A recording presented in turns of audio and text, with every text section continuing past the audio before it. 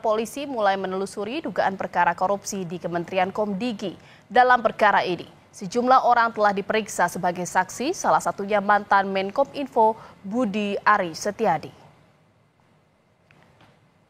Penelusuran dilakukan oleh penyidik gabungan dari Subdit Tipikor Ditreskrim Suspolda Metro Jaya dan Kortas Tipikor Polri.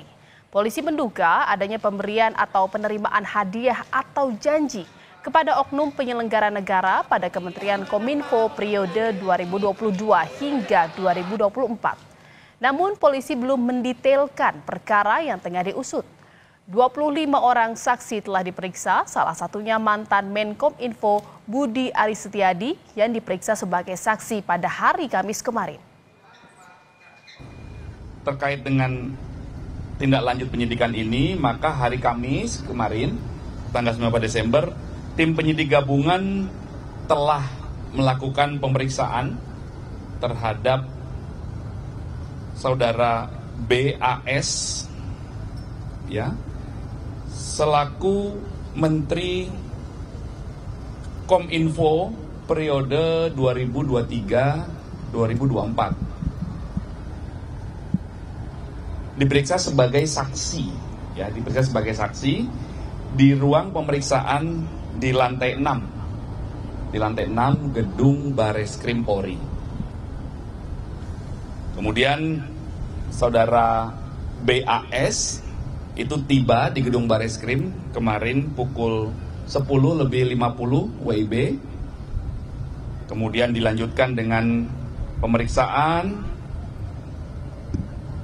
dimulai pukul 11:10 WIB dan berakhir di pukul 17:13 WIB ya. Dalam proses pemeriksaan itu penyidik mengajukan 18 pertanyaan rekan-rekan ya.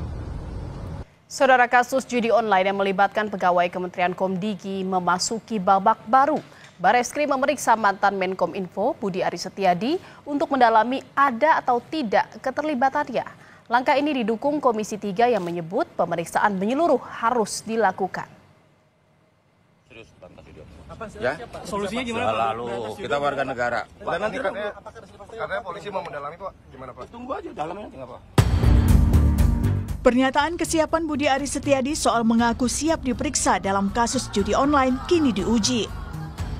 Budi Ari dipanggil Bareskrim Polri untuk diperiksa sebagai saksi terkait kasus judi online yang menyeret sejumlah pegawai Kementerian Komdigi tempatnya pernah bertugas. Budi menjalani pemeriksaan di Bareskrim Polri sekitar 6 jam. Usai diperiksa, Budi tak berkomentar saat ditanya soal keterlibatannya dalam kasus ini. Meski tidak memberikan informasi detail, Menkominfo periode 2023-2024 ini mengkonfirmasi pemeriksaan dirinya terkait penyelidikan kasus judi online di Kementerian Komdigi. Saya ingin memberikan pernyataan.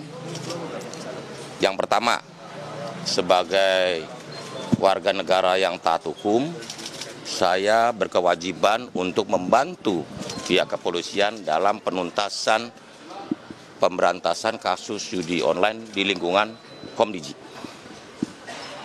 Yang kedua, pemberantasan judi online merupakan tugas kita bersama sebagai sesama anak bangsa. Karena itu perlu konsistensi dan keteguhan hati untuk menuntaskan pemberantasan judi online ini, terutama dalam perlindungan terhadap masyarakat.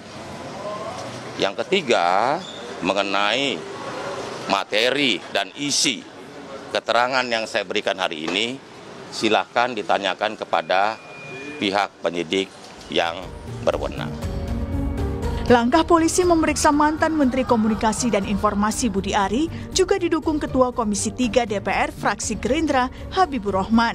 Habibur Rahman menyebut pemeriksaan menyeluruh diperlukan untuk memperjelas proses hukum dari penyelidikan kasus judi online yang melibatkan pegawai Komdigi. Ya bagus ya, silakan saja ya diperiksa. Pak Budi juga saya pikir akan kooperatif, ya sudah kooperatif juga memberikan keterangan supaya peristiwa ini bisa benar-benar diungkap dengan terang benderang. Kalau feeling saya sih ya, saya tahu Pak Budi orang baik, Pak Budi itu orang profesional ya, insya Allah ya, kita berharap nggak ada sedikit pun keterlibatan beliau. Tapi karena posisi beliau bekas menteri, waktu itu adalah menteri, ya kan, tempus deliktinya juga di zaman beliau menteri, ya, tentu wajar kalau dimintai keterangan. Itu soal Pak Budi Ari. Setidaknya 24 orang ditetapkan jadi tersangka dalam kasus ini. Dari 24 tersangka, 9 orang merupakan pegawai Komdigi dan 1 orang staf ahli Komdigi, sementara 14 orang lainnya dari kalangan sipil. Adapun modus yang dilakukan yaitu pegawai Komdigi membuka kantor satelit di daerah Bekasi, Jawa Barat untuk melindungi ribuan situs judi online. Sementara itu, para pemilik situs ini menyetor uang setiap bulannya hingga 24 juta rupiah agar situsnya tidak ditutup. Dari hasil pemeriksaan, polisi menyita sejumlah barang bukti. Beberapa di antaranya adalah uang senilai 76,979 miliar rupiah, 63 perhiasan, 28 kendaraan bermotor, puluhan alat elektronik, hingga senjata api berikut ratusan butir peluru. Polisi menyebut nilai total barang bukti yang disita mencapai 166,686 miliar rupiah. Sementara itu terkait upaya pemberantasan judi online, Komdigi mengklaim sudah menutup 380.000 situs judi online sejak awal November 2024. Menkomdigi Mutia Hafid menyebut tak hanya penelusuran situs, penanganan juga diperlukan melalui pengecekan rekening terkait judi online. Sampai 19 November untuk situs-situs yang ditutup sudah 104.819, itu kalau dihitung dari 4 November, kalau kita hitung dari tanggal 20 Oktober atau pemerintahan baru itu angkanya sudah di 380.000 sekian. Kemudian untuk permohonan pemblokiran rekening bank untuk bulan November saja, yaitu wilayah kerja DES judi online ini, kami sudah mengirimkan 651 permohonan untuk kemudian rekening bank ini ditindaklanjuti atau diblokir.